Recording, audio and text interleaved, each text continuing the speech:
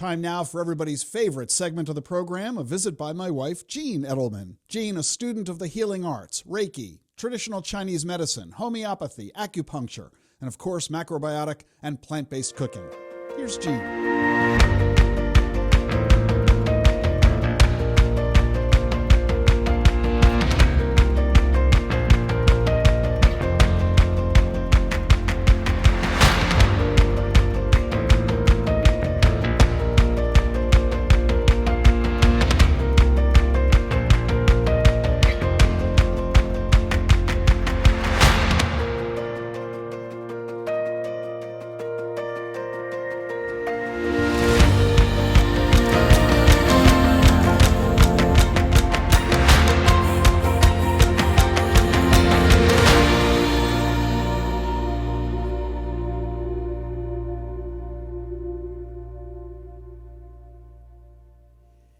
Well, it's still fresh in the beginning of the year, and naturally, this is a time when we reset our goals for what we want to accomplish in the new year.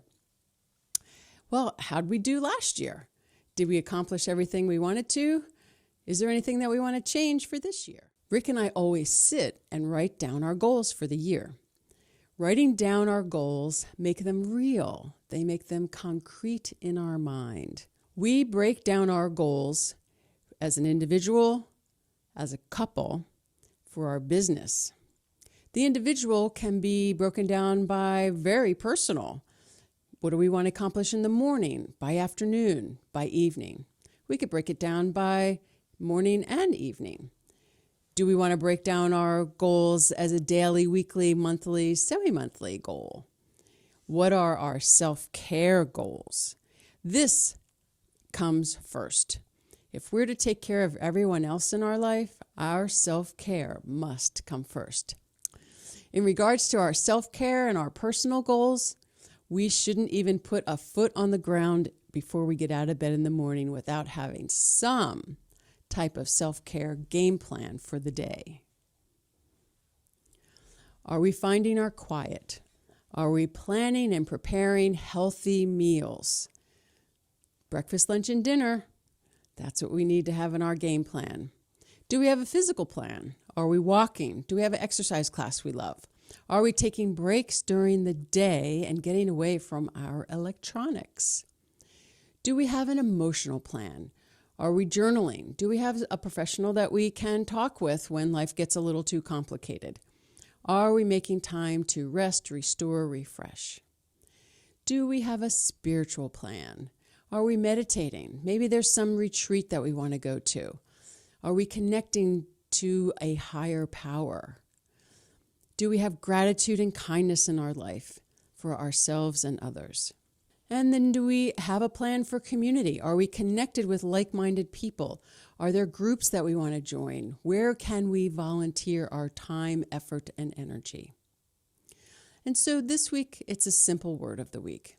It's love. The L is for listen. Let's listen to our body each morning. What do we need to be the best we can be in our day? O is for observe. It is much easier to sit back and observe before we jump in with our judgments and opinions. Watch, when we step back and let others fill in the space, there's a lot more drama to observe. V is for value. We're all so important in this world. We all have a purpose. We all have a plan. And we're here to bring that value and to be the best we can be in the world each day. And ease, I love this word. Ease is to ease into each day. Not all the hustle and the bustle and the stress and the deadlines. You know what? Those deadlines, they're superficial. We create them. So let's look at what we have to do and let's try to ease into our day a little bit. Let this be the year of being real. Let's have a plan. Let's stay focused. And let's have realistic expectations of ourselves and others. It's a brand new day. It's a brand new year. We get to start over. We get to recreate ourselves. Let's have fun. Let's make the most of our moments together. Have a great day. That was Gene Edelman here on The Truth About Your Future with Rick Edelman.